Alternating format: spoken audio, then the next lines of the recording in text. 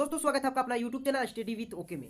दोस्तों आज हम पढ़ेंगे क्लास 12 के हिंदी इलेक्टिव, जो आपके अंतराल बुक अर्थात बुक 2 से लिया गया है। और इसका चैप्टर जो है चैप्टर 2 है, अर्थात चैप्टर का नाम है आरोहण। आरोहण आपके चैप्टर का नाम है और इसके लेखक जो है वो लेखक है संजीव जी आरोहण को लिखे हैं और एक यात्रा वृत्तांत कहानी है इसमें।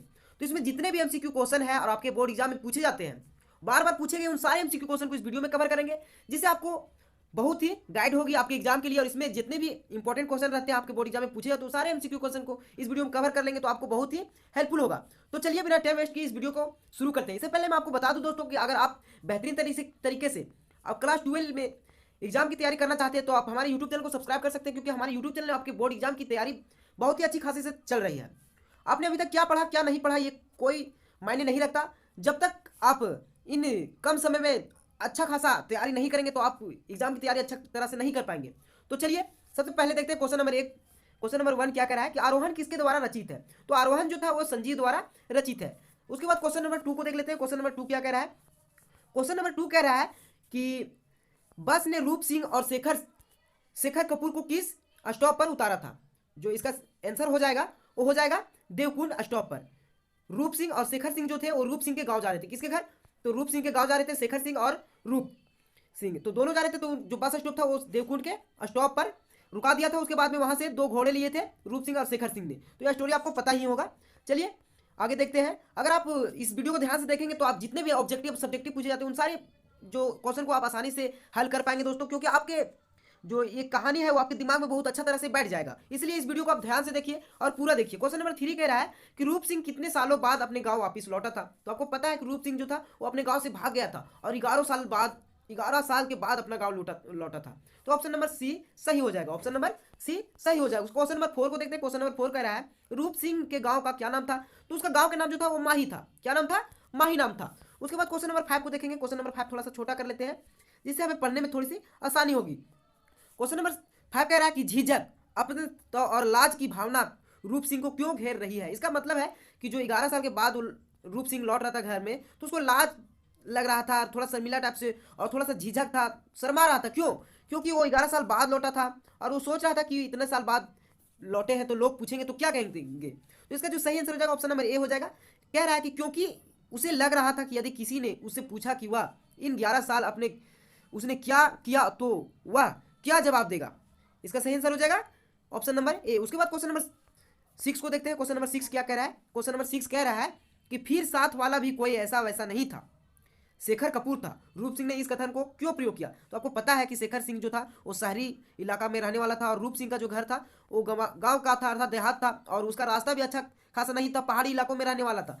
तो रूप सिंह के मन में एक थोड़ा सा व्यंग उत्पन्न हो रहा था कि रूप सिंह शेखर कपूर जो सोचेगा वो मेरे गाँव के बारे में क्या सोचेगा। इसीलिए सोच रहा था फिर साथ वाला कोई ऐसा वैसा नहीं, शेखर कपूर है। तो क्यों कह रहा था, चलिए ऑप्शन को देखते हैं। ऑप्शन नंबर इसमें बी सही हो जाएगा, क्योंकि इसमें लिखा है क्योंकि वह उसके गॉडफादर कपूर साहब का लड़का था तथा वह आईएसए ट्रेनिंग भी किया था। तो आईएएस ट्रेनिंग भी किया था और गॉडफादर का लड़का भी था, इसलिए उसे जो था वो मन में थोड़ा सा उतावला हो रहा था रूप सिंह।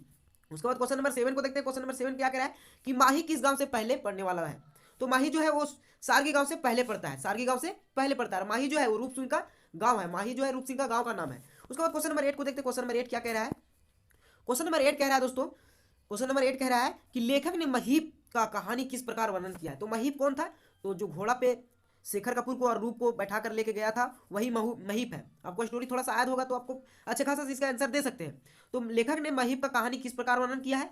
तो उसका सही आंसर हो जाएगा उड़े हुए नीले रंग की पहाड़ी पतलून और स्लेटी स्वेटर पहनने तथा उम्र का बालक, अर्थात ये गांव का लड़का था तो इसका जो था वो पहाड़ी पतलून और स्वेटर जो था वो पतला पहना हुआ था, उसका उम्र भी कम था, इसीलिए जो लेखक है इसे कहानी में इस तरह से प्रकाश डाला है। उसके बाद क्वेश्चन नंबर 9 को देखते हैं। क्वेश्चन नंबर 9 क्या कह रहा है।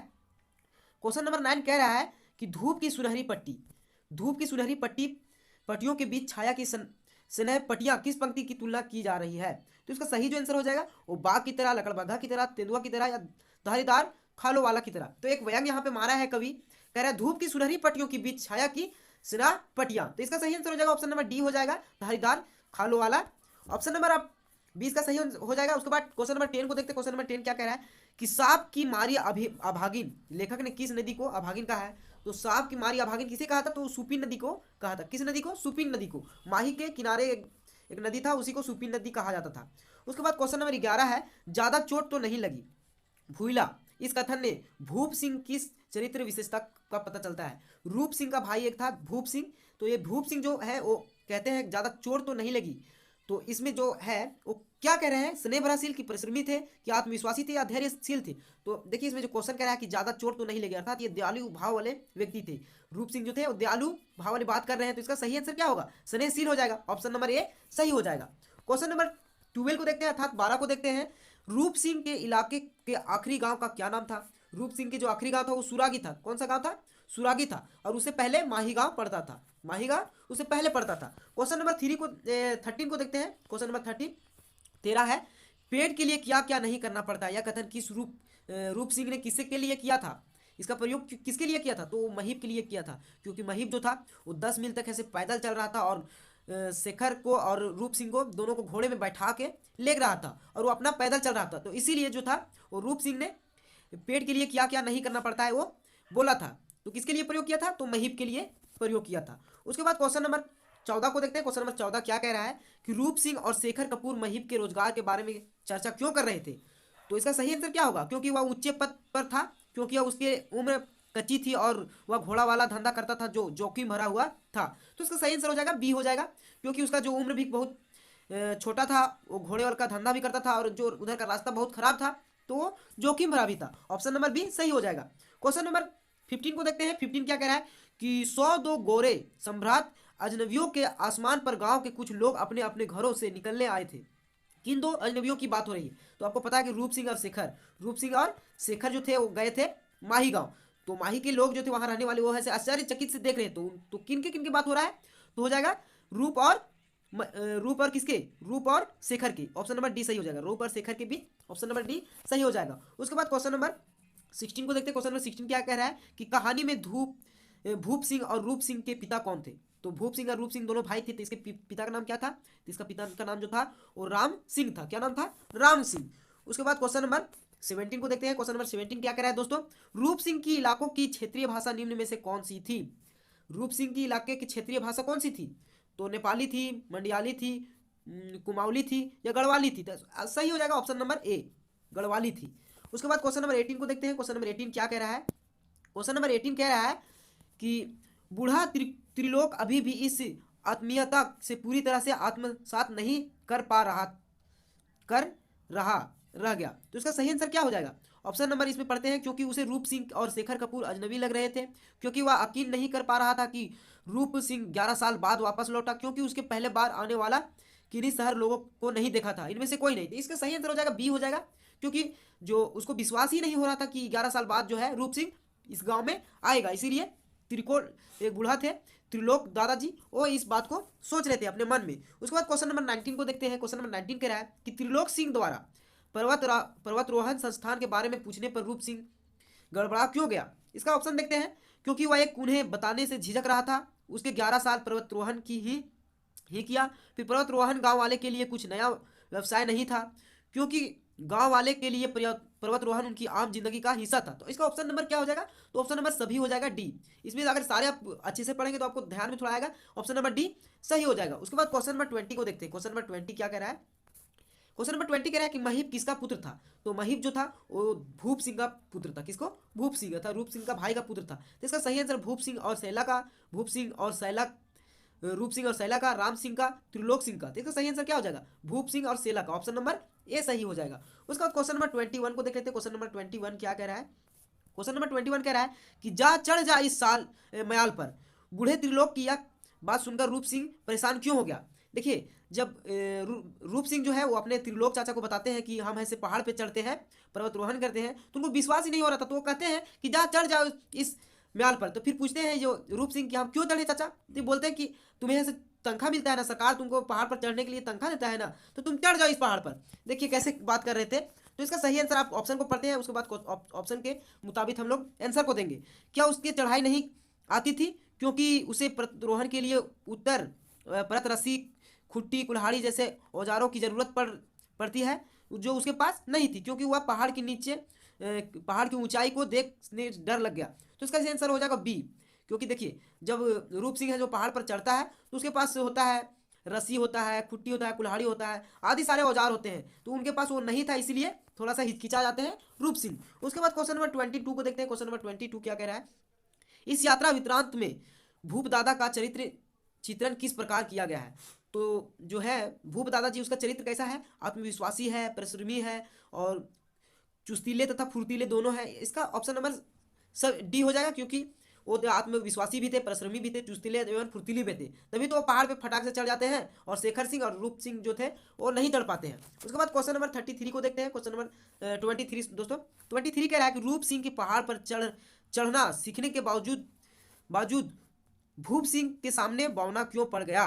तो इसका सही आंसर हो जाएगा ऑप्शन नंबर डी हो जाएगा, बी और सी दोनों। अब दोनों को पढ़ के देखते हैं। क्योंकि रूप सिंह 11 साल तक समतल स्थान पर रहा था, ये भी सही है, और उसके पास उसके साधन भी नहीं थे। उसके बाद ऑप्शन नंबर सी है, भूप सिंह के लिए पहाड़ पर चढ़ने का रोज काम था और भूप सिंह में रूप सिंह के अधिक धैर्य तथा आत्मविश्वासी थे। तो ऑप्शन नंबर डी, बी और सी दोनों हो जाएंगे। उसके बाद क्वेश्चन नंबर 22 को देखते हैं। भूप दादा सांप थे, छिपकली थे, बनमानुष थे या रोबोट थे, लेखक ने ऐसा क्यों कहा है। तो आपको पता है कि पहाड़ पर जो है वो भूप सिंह है वो फटाक से चढ़ जाते हैं और ये लोग है सो नहीं चढ़ पाते हैं, इसीलिए लेखक जो कहते हैं कि वो छिपकली थे, बनमानुष थे, रोबोट थे, सांप थे, इसीलिए उनका प्रयोग करते हैं लेखक। तो इसका सही आंसर जो हो जाएगा ऑप्शन नंबर ए हो जाएगा, क्योंकि जिस अंदाज में वह अपनी मांसपेशियों के अंगों का उपयोग करके ताकत और कुशलता के साथ चढ़ाई कर रहे थे, वो उनके लिए हैरत की बात थी। ऑप्शन नंबर ए सही हो जाएगा। उसके बाद क्वेश्चन नंबर 25 को देखते हैं। क्वेश्चन नंबर 25 कह रहा है कि भूप सिंह को हिमांग पहाड़ पर आकर क्यों बसना पड़ा। भूप सिंह के जो था वो हिमांग पहाड़ पर क्यों बसना पड़ा था। बाढ़ के कारण, मलबे, उसके मकान, खेत, माँ बाप सब धस जाने के कारण, अधिक बर्फबारी होने के कारण। तो आपको पता होगा कि उसका जो जमीन था वो और घर था जो मलबे से धस गया था, और उसकी बर्फीली वहां पे बर्फ भी बहुत पड़ता था। तो इसका सही आंसर क्या हो जाएगा, बी और सी दोनों हो जाएगा, बी और सी दोनों हो जाएगा। उसके बाद क्वेश्चन नंबर 26 को देखते हैं। वही पहाड़ कबर बन गया सबका, भूप दादा ने ऐसा क्यों कहा। तो आपको पता है कि क्यों कहे होंगे, क्योंकि उसके जो माँ पिताजी और उसके खेत मकान सब जो था उसी में दब गया। तो इसका सही आंसर ए हो जाएगा, क्योंकि बर्फबारी के कारण उनका मकान, खेत, माँ बाप सब धस गए थे। ऑप्शन नंबर ए हो जाएगा। उसके बाद 27 को देखेंगे। 27 क्या कह रहा है कि झरने को मोड़ने में धूप सिंह की किसने सहायता की थी। तो झरना जो था उसको मोड़कर अपने घर तरफ लाए थे भूप सिंह और सैला दोनों जो थे वो लाए थे। तो इसका सही आंसर क्या हो जाएगा, सैला हेल्प की थी। किसने की थी, सैला जो उनकी पत्नी थी वही हेल्प की थी झरना को मोड़ने के लिए। उसके बाद क्वेश्चन नंबर 28 है, आरोहण कहानी में स्त्रियों की कैसी छवि प्रस्तुत की है। दैन्य स्थिति, सरल जीवन शैली, परिश्रमी तथा अनपढ़, उपरोक्त सभी। तो इसका सही आंसर हो जाएगा उपरोक्त सभी, क्योंकि सैन्य स्थिति भी था, दैन्य स्थिति था, सरल जीवन शैली भी था और परिश्रमी तथा अनपढ़ भी थे। उसके बाद क्वेश्चन नंबर 29 को देखेंगे। 29 कह रहा है कि सैला के सुपीन में कूदकर आत्महत्या करने का क्या कारण था। तो आपको पता है कि जो था वो भूप सिंह जो था वो दूसरा शादी कर लिया था, इसीलिए जो थे ये सैला अपना आत्महत्या कर लिए थे। तो इसका ऑप्शन पढ़ते हैं। भूप सिंह की खेती में सहायता नहीं कर पाने के कारण भूप सिंह द्वारा किसी और औरत से शादी कर लेने के कारण। तो इसका ऑप्शन नंबर ए हो जाएगा, क्योंकि आपको बताया हम दोस्तों कि वो दूसरा लड़की से शादी कर लिया था, इसलिए वो आत्महत्या कर ली थी सैला ने। उसके बाद क्वेश्चन नंबर 30 को देखते हैं। क्वेश्चन नंबर 30 क्या कह रहा है। क्वेश्चन नंबर 30 कह रहा है, रूप सिंह को पर्वतारोहण संस्थान के कितनी तनख्वाह मिलती थी। तो आपको पता है कि 4000 मिलता था। कितना मिलता था, 4000 मिलता था। उसके बाद क्वेश्चन नंबर 31 को देखते हैं। 31 क्या कह रहा है। 31 कह रहा है कि महीप ने भूप सिंह का घर क्यों छोड़ दिया था। महीप ने भूप सिंह को घर क्यों छोड़ दिया था, क्योंकि वह घोड़ा के धंधे से मेहनत मजदूरी करना चाहता था, क्योंकि वही रूप सिंह की तरह पर्वतारोहण संस्थान जाना चाहता था, क्योंकि वह अपनी माँ की मृत्यु का गुनहगार भूप सिंह को मानता था। तो इसका सही आंसर जो हो जाएगा ऑप्शन नंबर सी हो जाएगा, क्योंकि जो महीप जो था वो अपने पिताजी भूप सिंह को मानता था गुनहगार, क्योंकि वो सोचता था कि मेरे माँ को यही जो है वो मारे हैं। क्वेश्चन नंबर 32 को देखते हैं। 32 क्या कह रहा है दोस्तों। 32 कह रहा है कि आरोहण जो है वो निम्न में से क्या है। निबंध है, यात्रा वृत्तांत है, कहानी है, उपन्यास है। इसका सही आंसर हो जाएगा बी हो जाएगा, यात्रा वृत्तांत किसके द्वारा लिखा गया है। तो कमेंट सेक्शन में बताइए दोस्तों कि ये जो यात्रा वृत्तांत लिखा गया आरोहण किसके द्वारा लिखा गया है। ऑप्शन नंबर 33 को देख लेते हैं। 33 क्या कह रहा है कि भूप दादा जिस पहाड़ पर रहते थे उसका नाम क्या था। तो आपको पता है कि हिमांग पहाड़ नाम था उसका, हिमांग पहाड़ नाम था। उसके बाद में अगला क्वेश्चन देखते हैं। चलिए दोस्तों क्वेश्चन नंबर अगला देखते हैं। क्वेश्चन नंबर 34 है। 34 क्या कह रहा है कि रूप सिंह पहाड़ के रोए किसे कहता था। रूप सिंह जो था वो पहाड़ के रोए किसे कहता था। अशोक के पेड़ को, देवदार के पेड़ को, शीशम के पेड़ को, सेब के पेड़ को। तो इसका सही आंसर क्या हो जाएगा, वो हो जाएगा अशोक के पेड़ को, देवदार के पेड़ को। सही आंसर बी हो जाएगा, देवदार के पेड़ को। उसके बाद क्वेश्चन नंबर 35 जो है वो 35 क्या कह रहा है, इसे भी पढ़ते हैं। आरोहण कहानी का सारांश क्या है। आरोहण कहानी का सारांश क्या है, इसका मतलब क्या है, पर्वतीय परिवेश व वहाँ के लोगों की संस्कृतियों को दर्शाया गया है। पर्वतीय प्रदेशों की सुंदरता को दर्शाया गया है। पर्वतीय प्रदेशों का जीवन संघर्ष और प्राकृतिक परिश्रमों की भावनाओं को दर्शाया गया है। इनमें से कोई नहीं। तो इसका सही आंसर क्या हो जाएगा, इसका सही आंसर हो जाएगा, वो हो जाएगा ऑप्शन नंबर सी, पर्वतीय प्रदेशों का जीवन संघर्ष। संघर्ष वहाँ पे था, प्राकृतिक परिवेश था एवं वहाँ का भावनाओं उसका है जो वो सारांश इसमें प्रयुक्त हो रहा है। अब चलिए क्वेश्चन नंबर 36 को देखते हैं। 36 क्या कह रहा है। 36 कह रहा है कि त्रिलोक सिंह कौन था। तो त्रिलोक सिंह एक बूढ़ा था, आपको पता है। तो शैला के पिता थे, या गांव का बूढ़ा आदमी था, रूप सिंह का दोस्त था, या महीप के दादा था। तो इसका सही आंसर हो जाएगा वो गांव के एक बूढ़ा था। क्या था, गांव के एक बूढ़ा आदमी था। उसके बाद 37 को देखते हैं। 37 क्या कह रहा है। 37 कह रहा है दोस्तों कि पहाड़ी क्षेत्रों में रहने वाले लोगों को किन किन समस्याओं का सामना करना पड़ता था। आप देखिए इसमें ऑप्शन पढ़ते हैं कि क्या क्या समस्या थी उनके पास। बिजली, पानी और ईंधन की समस्या, चलिए भी सही है। शिक्षा की समस्या और स्वास्थ्य सेवाओं की कमी, उपरोक्त सभी थे। इसका सही आंसर क्या हो जाएगा, आप इसे कमेंट सेक्शन में एक बार बताइए। ऑप्शन नंबर इसमें क्या होगा, वहाँ पे समस्या क्या होती थी, पर्वतीय क्षेत्रों में क्या क्या समस्या होती है, एक बार कमेंट सेक्शन में एक बार बताइए दोस्तों। उसके बाद देखते हैं क्वेश्चन नंबर 38। 38 क्या कह रहा है कि कहानी में सैलों के चरित्र चित्रण की क्या विशेषता बताई है। कहानी में सैलों के चरित्र चित्रण की क्या, शैला की चित्रण और चरित्र क्या बताई है। परिश्रमी, सरल जीवनशैली व्यतीत करने वाली महिला, अपने हक के लिए लड़ने वाली। तो ए और बी दोनों हो जाएगा। क्या हो जाएगा, ए और बी दोनों। परिश्रमी थी, सरल जीवनशैली व्यतीत करने वाली भी थी, और अपने हक के लिए भी वो लड़ाई लड़ रही थी। क्या, इसीलिए अपना आत्महत्या कर दी थी, क्योंकि जो भूप सिंह था वो दूसरा शादी कर लिया था, इसलिए शैला जो थी वो आत्महत्या कर ली थी। तो इसका सही आंसर हो जाएगा वो तीनों हो जाएगा। तो इसमें सही आंसर तीनों हो जाएगा, लेकिन ऑप्शन इसमें टाइपिंग करने में थोड़ा सा है सो दिक्कत हुआ है दोस्तों। तो इसी के साथ हमारा ये वीडियो है ये समाप्त होता है। तो फिर मिलेंगे हम लोग अगली वीडियो में, तब तक के लिए जय हिंद, जय भारत।